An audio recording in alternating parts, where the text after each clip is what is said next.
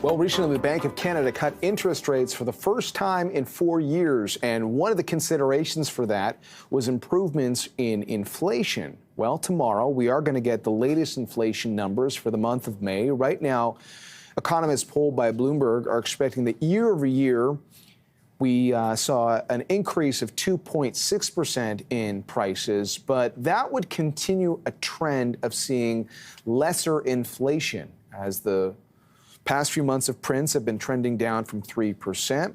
So what could that mean in terms of the interest rate road ahead? Let's get some insight and analysis now from Kevin Headland. He's co-chief investment strategist at Manulife Investment Management. Kevin, what are your expectations for this inflation number? Thanks, John. We're expecting a modest disinflation right along consensus. Now, of course, any announcement near consensus or below consensus will allow the Bank of Canada to continue further rate cuts, likely another cut in July. Right now, the market's pricing in just a hair over 60% chance of rate cut in July. And we expect that to be the case as we see continued disinflation towards a 2% target. Do you see that as the single biggest consideration for the Bank of Canada on whether or not they cut interest rates further? Well, definitely inflation and their target 2% is their core mandate for the Bank of Canada.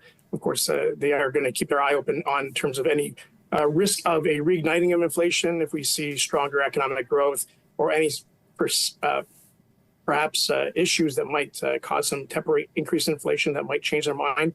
But right now, I think they are on the path to rate cuts, and we are seeing, again, that disinflation coming down 2%. We're not going to see 2% in the near term, but as long as the path trends towards that, that's positive, and Bank of Canada will continue to cut rates. Well, and to your point on the economy, I mean, we get some GDP numbers later in the week as well. How would you describe, from your vantage point, what's happening with Canada's economy right now?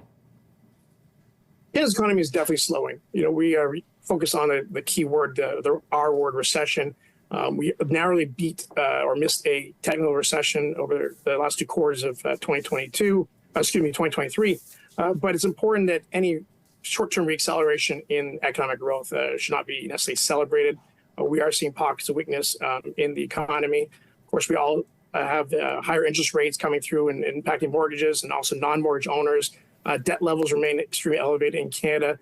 So the ability to continue to consume and support the economy as we have coming out of COVID on the back of the consumer might not be able to generate continued economic growth that we've seen in the past for Canada.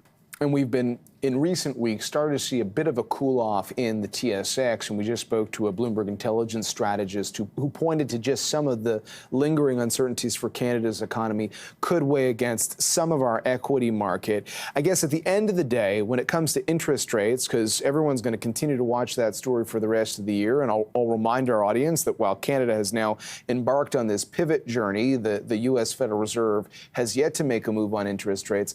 What do you currently expect to happen for calendar 2024? We've got one rate cut so far, 25 basis points. What would be your guess on what the Bank of Canada does for the year overall? We would not be surprised to see a quarter point at each meeting through the end of the year. But the key is really not focused on year-end data, but more about the path. And the path is along rate cuts. Same with the Federal Reserve. It's not a matter of when they start or how many they get done this year, but the key is that rate hikes are in the past, in our belief, and we are going to be on an easing cycle. And easing towards normalization down to their target rate. I think that's key for our investors. And I am curious as well, the story of our relationship with the United States is an important one. Obviously, we're a big exporter as well. How does the resilience of the U.S. economy fit into the Canadian economic story, in your opinion? Well, definitely we're starting to see some cracks in the U.S. economy. Of course, they have not, they've been stronger than Canada recently.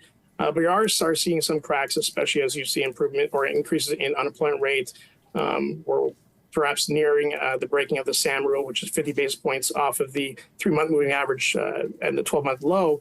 And so we're starting to see those cracks there. And we believe that that will eventually transition to perhaps a lesser demand for exports from Canada.